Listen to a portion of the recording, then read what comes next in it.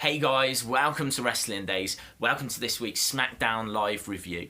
I might appear a little bit distracted because literally 2 minutes ago, I've just seen it breaking through that they can now confirm Donald Trump is the next US president, which is just absolutely massive news.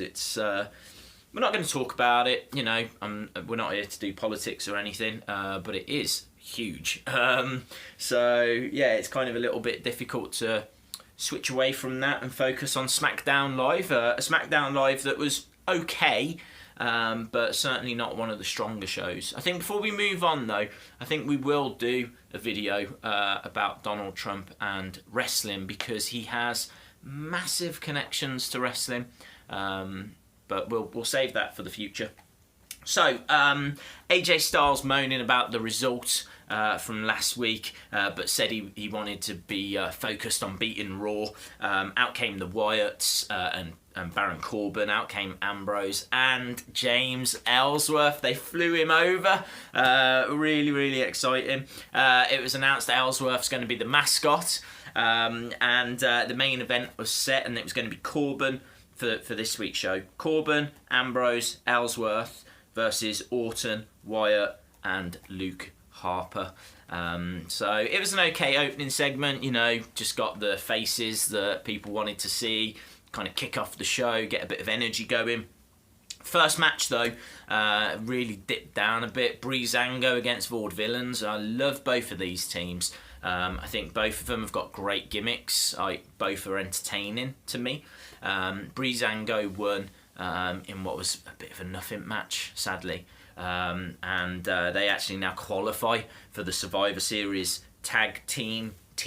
Naomi beat Natalya in a match that wasn't for anything. It was a distraction because Carmella and Nikki Bella were fighting again. Obviously Natalya's the coach, and so she tried to deal with that and ended up kind of getting caught up in bits and bobs and lost the match. But it didn't matter, did it? Who cares? So it's just a shame that this kind of infighting that doesn't mean anything is taking up a good portion of the show.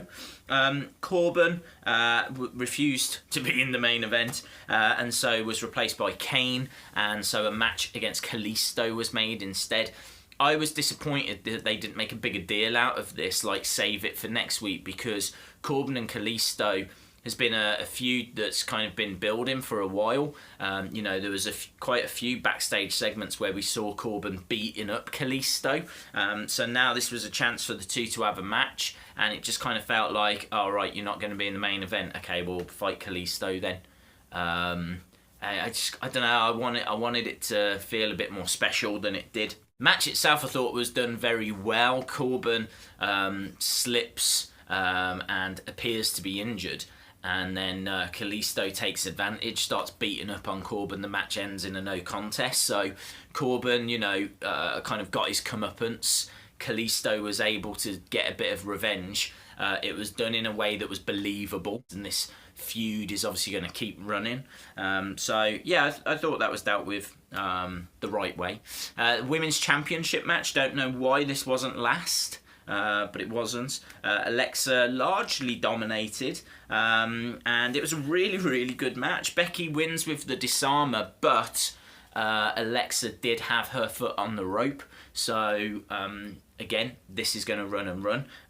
For now, the title doesn't change hands, but, we could be building towards a triple threat, because obviously Naomi has an opportunity as well at the Women's Championship. So I think I would expect Becky versus Naomi versus Alexa at some point in the very near future. Then we got Cruz versus Hawkins. I don't know if you can see there, I've literally just written poor Apollo with a little sad face because no one should be losing to Kurt Hawkins. That led to the main event, which was Ambrose, Kane and Ellsworth versus the Wyatts. Luke Harper clearly not trusting Randy Orton still. They isolated Kane and worked on him all throughout the match. Ambrose does get the hot tag, and the pace on this is really good. And then Ellsworth gets the even hotter tag. Crowd really into this, but he walks into like a Sister Abigail, basically, picks up the pin, and the Wyatts win. So there was other big news and announcements. Obviously, Corbin's injury means that he can't be on the team. He will be replaced by Shane McMahon.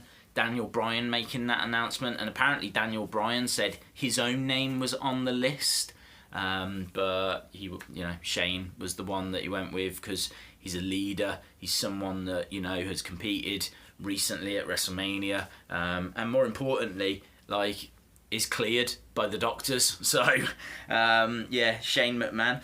Edge and Undertaker will be on Smackdown Live on the 900th episode, which I believe is next week. And Edge will be hosting the Cutting Edge segment. Still no word on what Undertaker will be doing.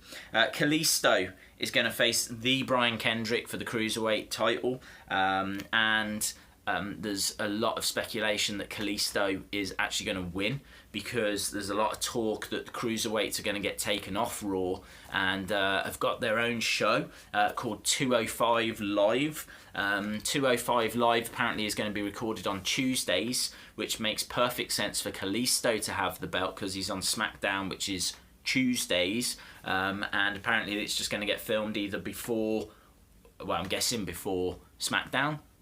And it will get shown on the network. So it looks as though the Cruiserweights are going to be taken off Raw. That's going to give Raw an opportunity to use their talent a little better. We haven't seen the likes of Neville that much, or Darren Young, Big Show.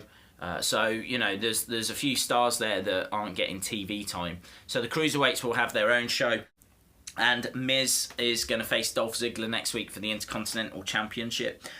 Talking smack, I thought was quite interesting because Daniel Bryan was talking to Maurice, the Miz refusing to talk, which was great. And so Maurice isn't that great on the mic, but Daniel Bryan is. And he was saying, I'd love to trade the Miz for someone that, wants to fight, like Cesaro or Sami Zayn. So we'll have to see. I think there's something in that. I was getting confused as to whether the match, if he lost, would he be traded? I was losing the kind of where they were going with it, but it was getting heavily teased, if not official. So we'll have to see. But I think the Miz could be on the verge of switching brands. And that was it. There was loads. Good show. Entertaining.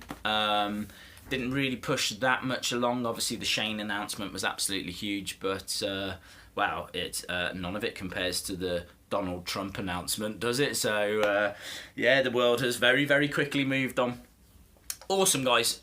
If you like this video, please give it a like. If you haven't subscribed, I really would appreciate it if you would. I've still got, look, all these cards on the floor, which I need to pick up from the last video. So yeah, I really would appreciate it if you would. And hopefully I'll see you again next time. Bye for now. They just, do you know what I mean? They just do not. I was hoping it would do,